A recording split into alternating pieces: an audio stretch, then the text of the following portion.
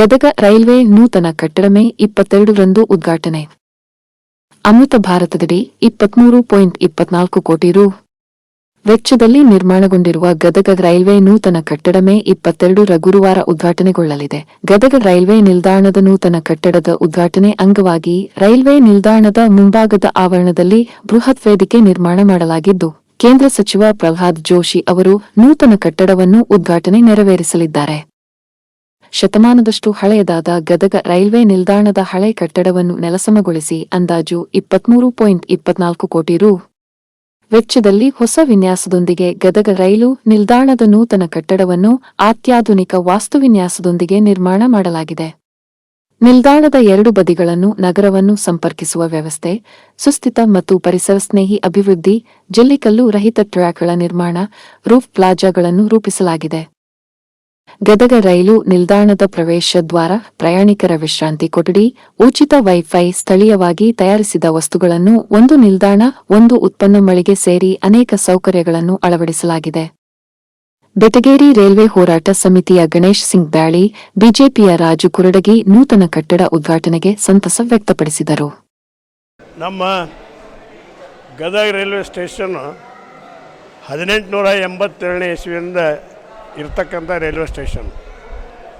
ಆದರೆ ಹಳೆ ಕಟ್ಟಡ ತೆಗೆದು ಸುಸಜ್ಜಿತವಾಗಿರ್ತಕ್ಕಂಥ ಕಟ್ಟಡ ಬೇಕು ಅಂತ ತಿಳ್ಕೊಂಡು ನಾವು ಕಳೆದ 12 ವರ್ಷಗಳಿಂದ ಬೆಟಗೇರಿ ರೈಲ್ವೆ ಹೋರಾಟ ಸಮಿತಿಯವರು ಮೇಲಿಂದ ಮೇಲೆ ಮನವಿ ಸಲ್ಲಿಸಿದ್ವಿ.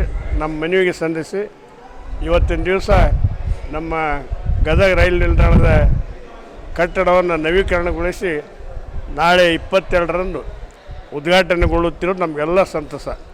ಅದಕ್ಕಾಗಿ ನಾನು ರೈಲ್ವೆ ಸಚಿವರಿಗೆ, ರೈಲ್ವೆ ಅಧಿಕಾರಿಗಳಿಗೆ ಹಾಗೂ ಅದಕ್ಕೆ ಸಂಬಂಧಪಟ್ಟಿರ್ತಕ್ಕಂಥ ಎಲ್ಲರಿಗೂ ನಾನು ಅಭಿನಂದನೆ ಸಲ್ಲಿಸ್ತೇನೆ.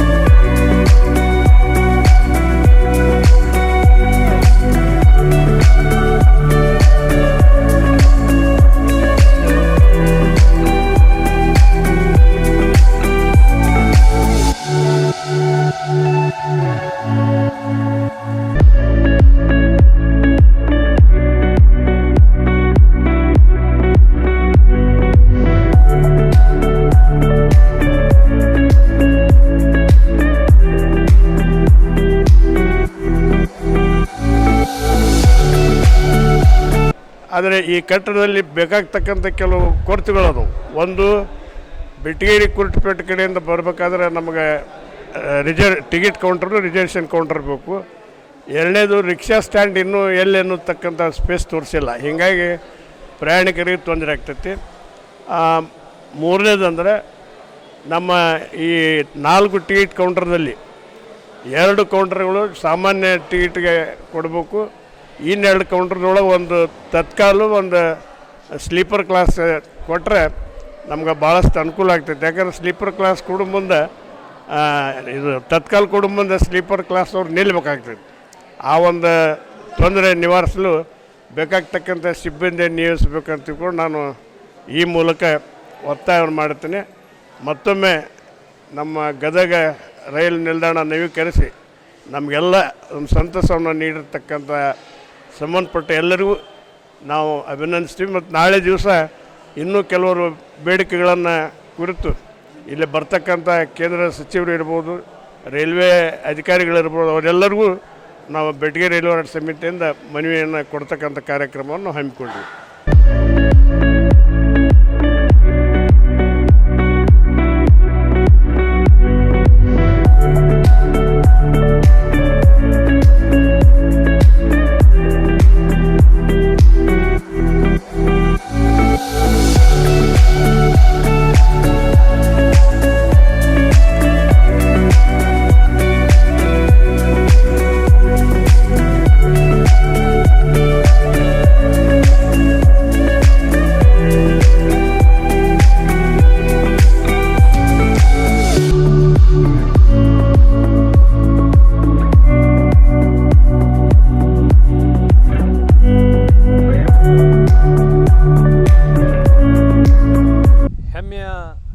ಪ್ರಧಾನಮಂತ್ರಿಗಳಾದ ಸನ್ಮಾನ್ಯ ನರೇಂದ್ರ ಮೋದಿಯವರು ನಾಳೆ 22ರಂದು ದೇಶಾದ್ಯಂತ 103 ರೈಲ್ವೆ ನಿಲ್ದಾಣಗಳನ್ನು ವರ್ಚುವಲ್ ಮುಖಾಂತರ ಉದ್ಘಾಟನೆ ಮಾಡಲಿದ್ದು, ಅದರಲ್ಲಿ ಗದಗ ರೈಲ್ವೆ ನಿಲ್ದಾಣ ನವೀಕರಿಸಿದ ಹಾಗೂ ಸುಸಜ್ಜಿತ ಅಂತಾರಾಷ್ಟ್ರೀಯ ಮಟ್ಟದೊಳಗೆ ನವೀಕರಣಗೊಂಡಿದ್ದು ನಾಳೆ ಗದಗ್ನಲ್ಲಿ ಉದ್ಘಾಟನೆಗೊಳ್ಳಲಿದ್ದು, ಆ ಉದ್ಘಾಟನೆಗೆ ಸನ್ಮಾನ್ಯ ಪ್ರಹ್ಲಾದ್ ಜೋಶಿಯವರು ಕೇಂದ್ರ ಮಂತ್ರಿಗಳಾದ ಪ್ರಹ್ಲಾದ್ ಜೋಶಿಯವರು ಆಗಮಿಸಲಿದ್ದಾರೆ.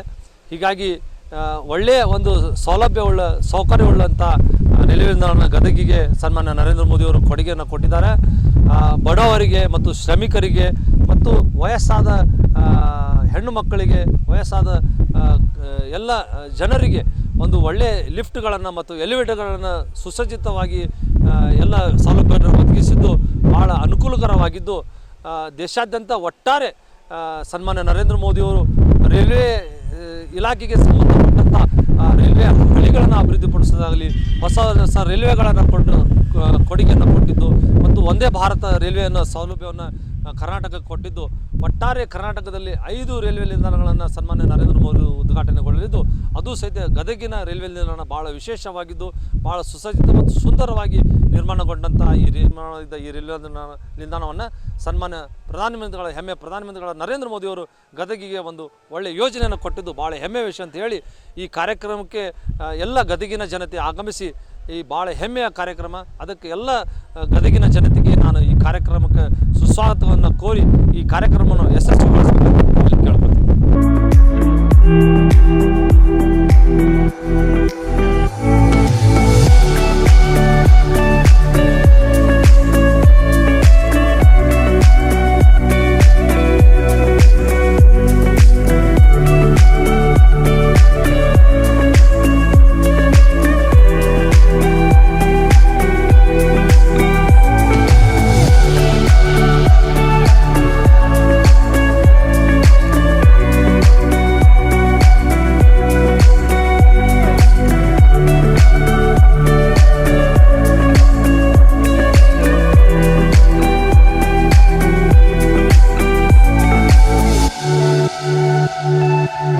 ಇವತ್ತು ಗದಗ ನ್ಯೂಸ್ ಸ್ಟೇಷನ್ ಹೊಸ ಪ್ರಮಾಣದಲ್ಲಿ 24 ಕೋಟಿ ವೆಚ್ಚದಲ್ಲಿ ತಯಾರಾಗಿದೆ.